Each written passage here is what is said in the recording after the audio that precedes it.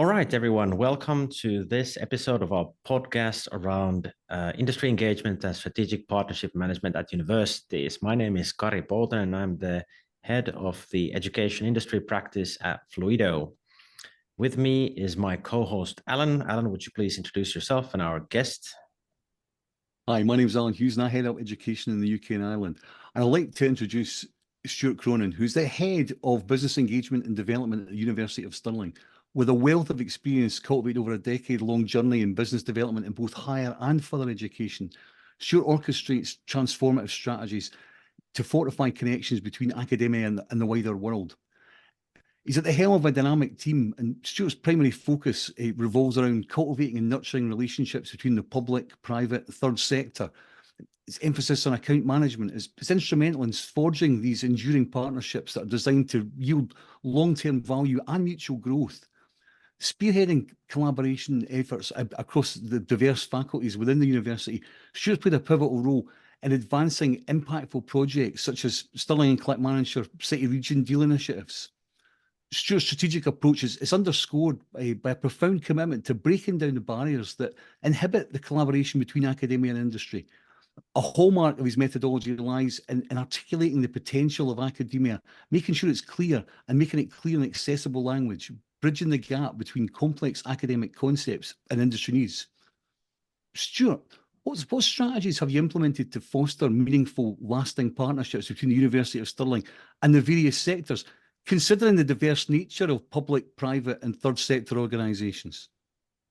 Thanks, Alan, and really delighted to be here. Yes, it's a really good question to kick things off, and I think you kind of touched on some of it in what you were saying there, and a very nice bio for myself there.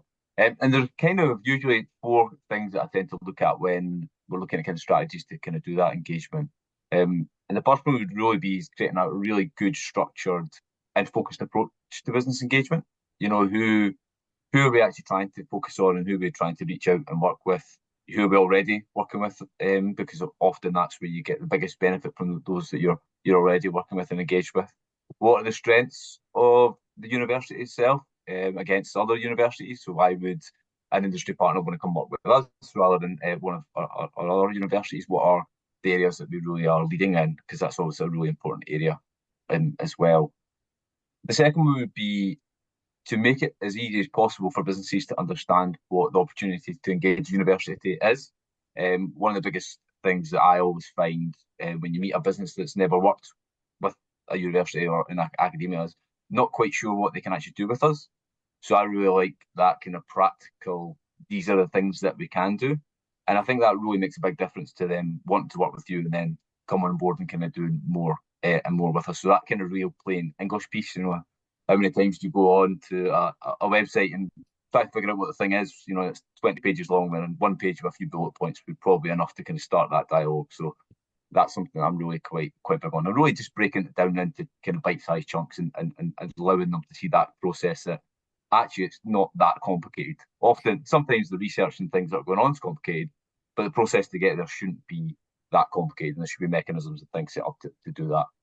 The third thing would be making it easier for partners to connect with us. So another probably criticism in education is businesses just don't know where to start. Universities are big, complex places, and if I'm a small SME, it's maybe quite an intimidating place to find it out. So really creating clear, easy routes to access, probably business engagement in most places, but whoever they can need to speak to. So having a really good LinkedIn presence, attending network events, or making sure the website's up to date and has actually the correct information is quite a basic one, but just lots of different ways it's really easy to connect. And also internally, people in university knowing who they should speak to about different things, so that things get moving quite quickly.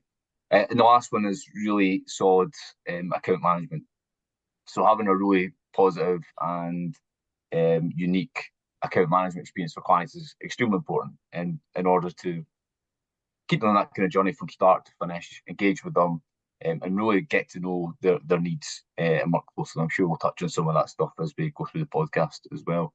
And in terms of that approach to different sectors, it's not really so much different sectors we take a tailored approach to. It's more the individual businesses themselves, because I'm a big advocate for third sector, worked in the third sector for a few years, loved it, but actually it's a business at the end of the day most of the time in terms of the kind of back end.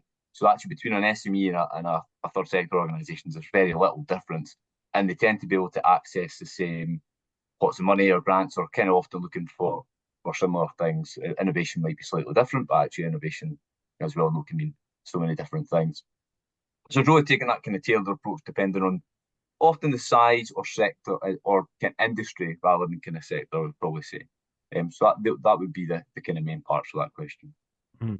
Thanks. That's a really, really nice answer. And I really like some of the things that you said there, Stuart, like the sort of making it clear that, what is the value for the companies that engage with the university, and making sure that you sort of lead them all that way. I'm actually interested in, you said there just a little bit about the account management, but I'm actually, something that I'm really curious about is how do you actually navigate, how does your team navigate that sort of the intricacies of that account management to make sure that there's a long-lasting partnership with the university? Are there specific key principles that sort of guide the approach there?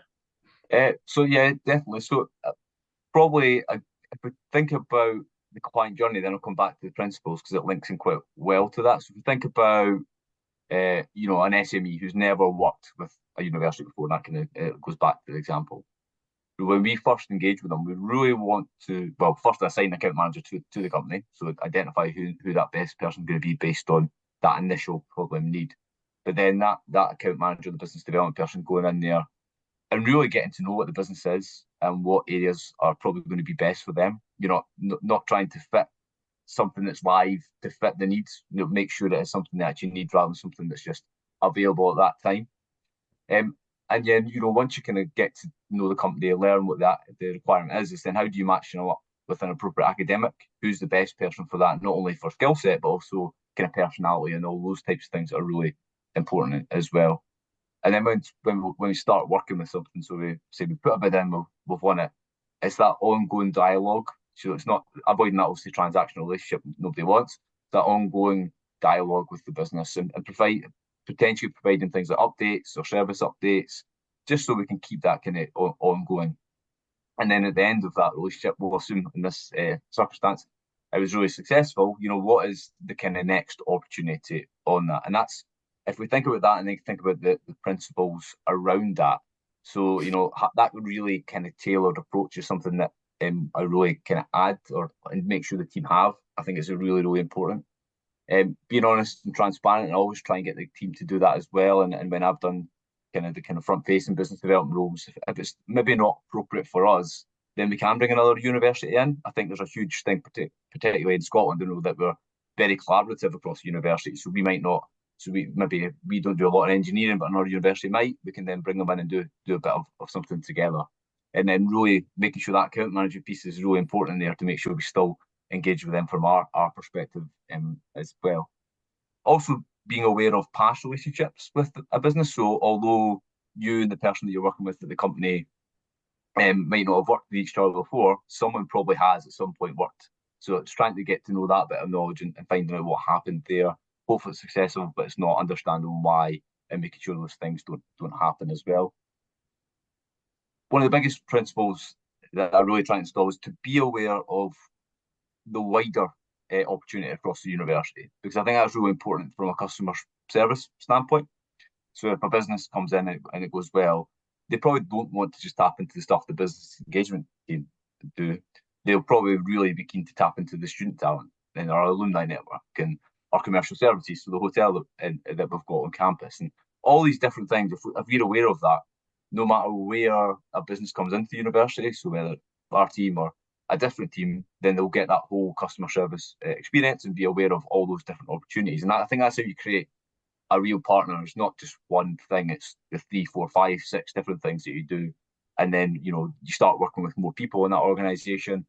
You have more account managers working with an organization, and then it just hopefully grows from there as well. And one really important piece of account management that we probably don't think about as much, but that we talk about as a team a lot, and I've always done it since worked in education, is internal account management is actually just as important as external account management, because we can't deliver anything without our academic colleagues or other colleagues across the university. And the better relationship you have there, the better all of this works, because you'll have that honest relationship. If things are going to be delayed, it's much easier to have those conversations. Academics will then bring more opportunity to the business development team because there's that trust built, and then you're going to have more and more businesses to kind of work with in account management. So there's quite a lot in that. Sometimes it can be a bit bitty to get it right, but I think once you do start getting it right, it has a massive impact on what we're trying to achieve. Sure. You're in quite a unique position in that you've worked for both higher and further education. How do you adapt your business development strategies to cater for these kind of unique but different types of educational realm? Yeah, good question as well. And from the FE kind of college perspective, it's a lot more straightforward, because it's very practical. It's very occasional skills, and it's more apprenticeships at CPD. And I actually really like that practical aspect. So I think they can both, FE and HE can bring a lot to each other. So that kind of real practical side of things is something I've kind of brought with me to HE, and I think that really helps that creating that clear picture and that first opportunity for a client to say this is quite simple. And I think HE can then bring a lot of that innovation and those wider kind of opportunities to thinking into FE, because I think sometimes it can be quite narrow in that focus. So I actually think they could work really well together to kind of support a lot of that. And in terms of the different strategies, so because FE is so focused, it can sometimes be a little bit trickier to build really deep partnerships, because you can only offer that one or two kind of areas in that kind of box. Whereas within each university, there's just so many things that can be offered to a business. It can be a lot easier to have that kind of meaningful and deep relationship. So it's really, again, it's that kind of treating that tailored approach to both. But I don't think they're both hugely different either. I think it's learning the best bits from each and kind of molding them together to create the kind of best approach. Thanks. Yeah, that's true. It's very interesting.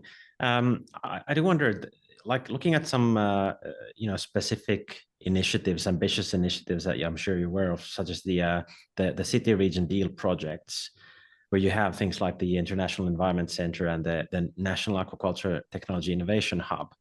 How does your team contribute to and facilitate collaboration between industry stakeholders and the university within these projects, typically?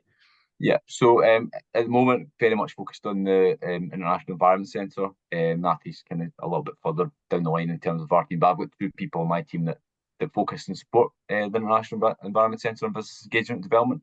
And to be honest, we follow very much the same principles that we do within the core university, and that's the kind of main point of it, because we want it all to be part of the same business engagement team, that real kind of solid university focus. Because earlier on, I spoke about being aware of what all the opportunities and services are across the university.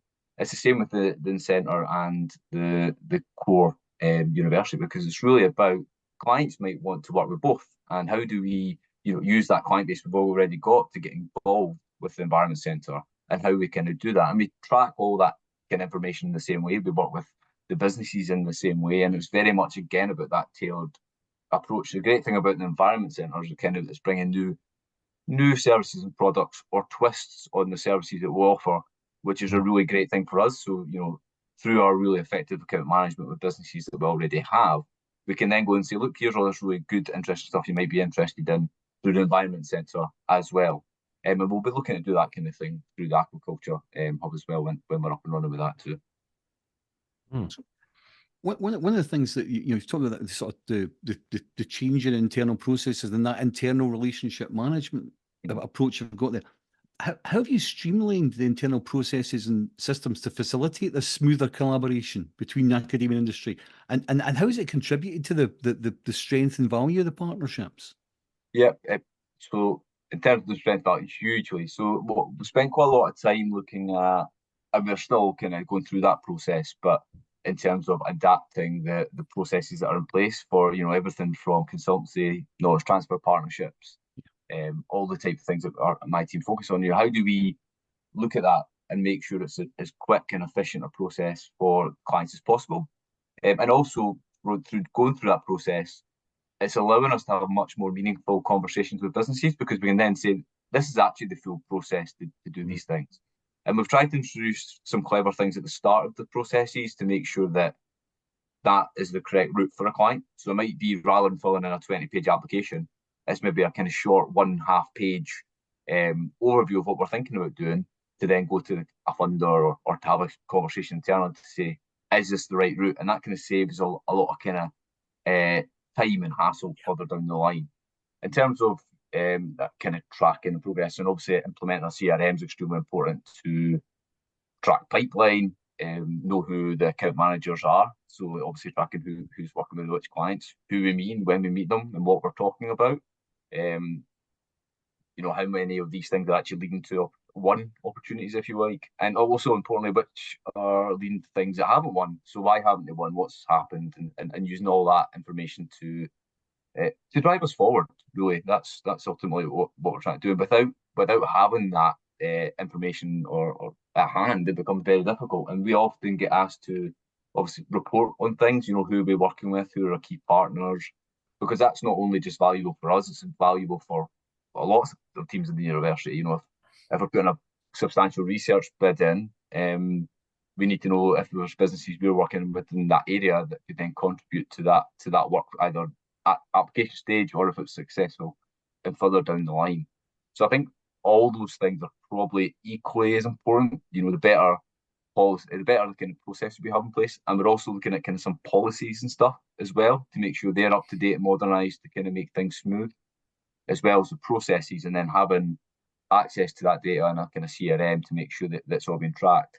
And I always, you know, pipeline parts of the CRMs are always great, because for me as a heading up the business development team, it's important to see what's going on, to see how things are moving or not moving, and then that kind of helps trigger certain things. But also for the team to be able to review and see, where am I, or oh, I need to follow up with that person, or that thing's not moved. So it's all kind of really important to the kind of flow of things and going back and forward. And there's nothing worse than, you know, not following up with a client after a couple of months. You know, it needs to be quite quick and efficient. And I think although we are, you know, we are a university, I think we still want that real professional approach. And I think that's kind of changing and across all of the sector, and it's really, really positive.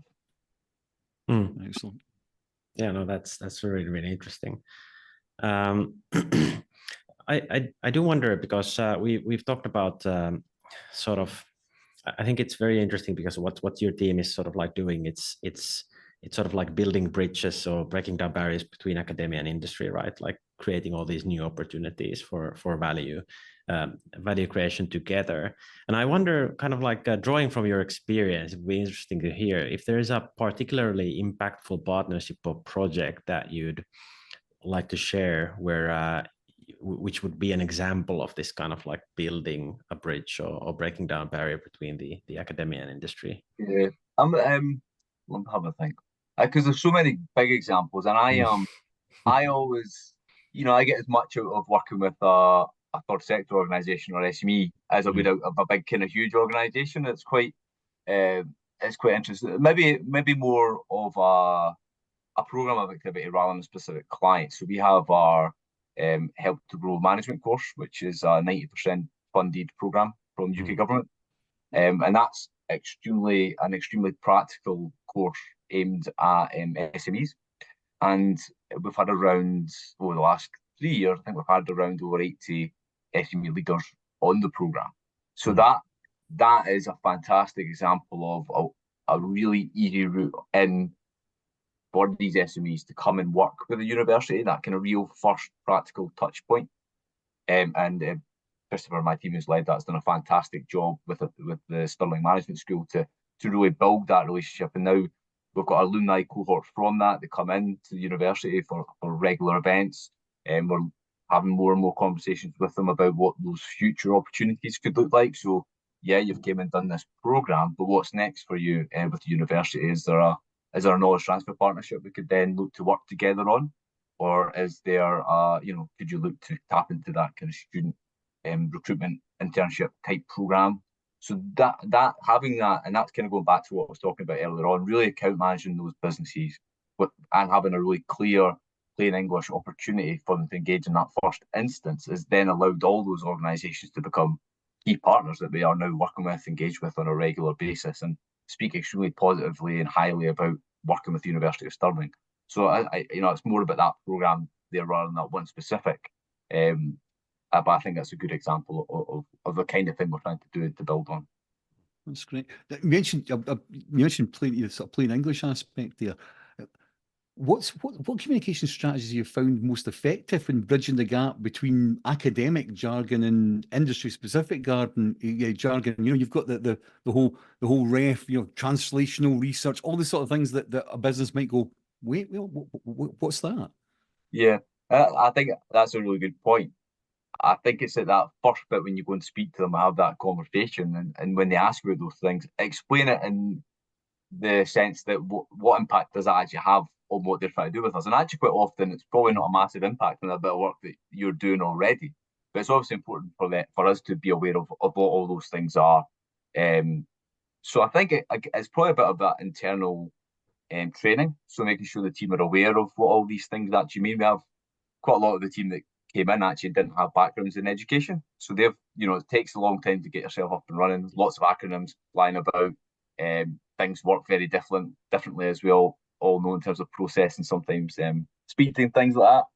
So it's really about the team having all that knowledge in their back pocket, so when they do get asked those questions, that they can effectively answer them. And that, again, that's account management. Being able to actually answer some of these questions and making sure that they know them. And same with there's lots of jargon and stuff. If you look at if we're putting a bid in, an innovation bid of any kind, whether it be a KTP or whatever it is, if you read the paperwork, sometimes there's a lot of confusion in there.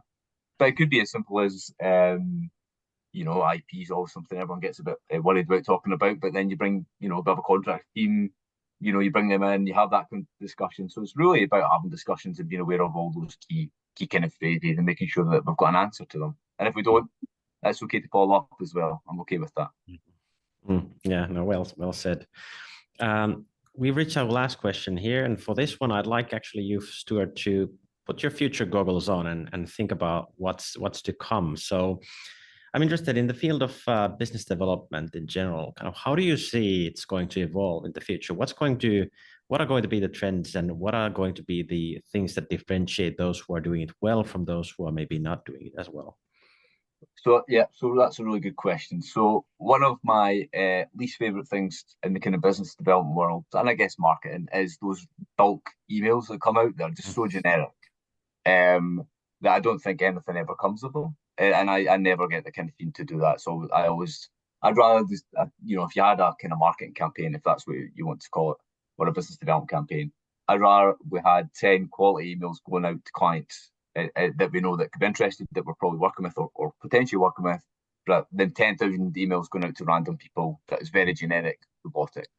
And I'll be interested to see how AI, I think obviously the big one, will affect all of that, and how that kind of, how AI can work to kind of make them seem a bit more bespoke, and if people identify with that. And I've seen a few things on LinkedIn recently about AI being used to write things like tenders and bids. So obviously that kind of changes things a little bit as well. If people are using that really effectively, they might not have won many grants or things in the past, but maybe the AI software can really help kind of bring that forward. And there's also, I think, the leaps in the technology in terms of, I guess CRMs and things. What else can they do for us, and how clever can they become using things like LinkedIn more effectively? I think in the past it was very much more brand focused, but now it's very much personal brand. It's your own account with the company you work for. I think that's becoming more important. But I think in the business engagement development space, we're very lucky that the core essence of it is relationship. And I think that personal relationships will always kind of be the most important thing in business development, and how we support, work, and engage with our clients and our internal stakeholders to deliver that real effective piece. So I think actually in terms of future-proofing up this area, it's probably a good thing for us as people to know that I think we'll always have the biggest role in it. No, that's well said. Yeah, some really good points there. So we reached the end of our podcast. I want to thank you, Stuart, for taking the time to talk with us and for sharing your insights with our listeners. So thank you very much. To our listeners, thank you for listening to another episode. If you want to listen to more insights from Stuart on this topic, then he's going to be at our event on the 28th of February, so you can definitely hear more there. So thank you, and enjoy the rest of your day. Thank you very much. Thank you. Thanks again.